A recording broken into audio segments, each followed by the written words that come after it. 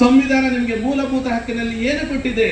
ಅದು ಮಹಿಳೆ ಇರಲಿ, ಅದು ಪುರುಷ ಇರಲಿ, ಸಂಘ ಸಂಸ್ಥೆಗಳನ್ನ ಕಟ್ಟಿ ಅನ್ಯಾಯದ ವಿರುದ್ಧ ಧ್ವನಿ ಎತ್ತುವ ಹಕ್ಕನ್ನ, ನಿಮಗೆ ಅನಿಸಬಹುದು ಇವರೊಬ್ರು ಪೊಲೀಸ್ ಆಫೀಸರ್ ಅಂತ, ನಮ್ಮ ಜಿಲ್ಲಾ ಸಿವಿಲ್ ನ್ಯಾಯಾಧೀಶರು ಹೇಳ್ತಾರೆ ಆ ಹಕ್ಕು ಇವರುಗಳಿಗೆ ಕೊಡ ಮಾಡಿಲ್ವ? ಈಗ ಕೊಡ ಮಾಡಿದೆ.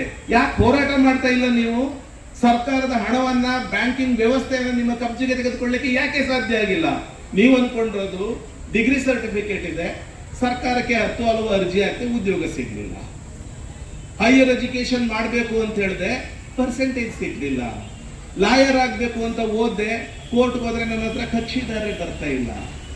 ಇಂಥ ಕೆಟ್ಟ ಮನಸ್ಥಿತಿಯನ್ನ ಕಿತ್ತು ಬಿಸಾಕಿ ನಿಮ್ಮೂರಿಂದ ಹೊರ ಊರಿಗೆ ನೀವು have to fly over that. ಹಕ್ಕಿಗಳ ಹಾಗೆ ಹಾರಿ ಹೋಗಿ ಅವಕಾಶಗಳಿಗಾಗಿ. ಜಗತ್ತು ವಿಸ್ತಾರವಾಗಿದೆ, ವಿಶಾಲವಾಗಿದೆ. ಜನಸಂಖ್ಯೆ ಕಡಿಮೆ ಇರತಕ್ಕಂಥ ದೇಶಗಳಲ್ಲಿ ಮಾನವ ಸಂಪನ್ಮೂಲದ ಕೊರತೆ ಇದೆ. ಆ ದೇಶಗಳು ನಿಮ್ಮನ್ನ ರೆಡ್ ಕಾರ್ಪೆಟ್ ಹಾಸಿ ಸ್ವಾಗತಿಸ್ತವೆ. ಇಂಥ ಜನಭರಿತ ದೇಶದಲ್ಲಿ ಉದ್ಯೋಗಾವಕಾಶಗಳು ತುಂಬಾ ಕಡಿಮೆ. ಇವತ್ತು 1800 ವಿದ್ಯಾರ್ಥಿನಿಯರು ಮಂಡ್ಯ ಪಟ್ಟಣ ಒಂದರಲ್ಲೇ ಇವತ್ತು ನೀವು ವಿದ್ಯೆ ಕಲಿತಾ ಇದ್ದೀರಿ. ನನ್ನ ಅರ್ಥದಲ್ಲಿ ವರ್ಷಕ್ಕೆ 5-10 ಜನಕ್ಕೆ ಉದ್ಯೋಗ ಸಿಕ್ಕಿದ್ರೆ ಸರ್ಕಾರಿ ಉದ್ಯೋಗ.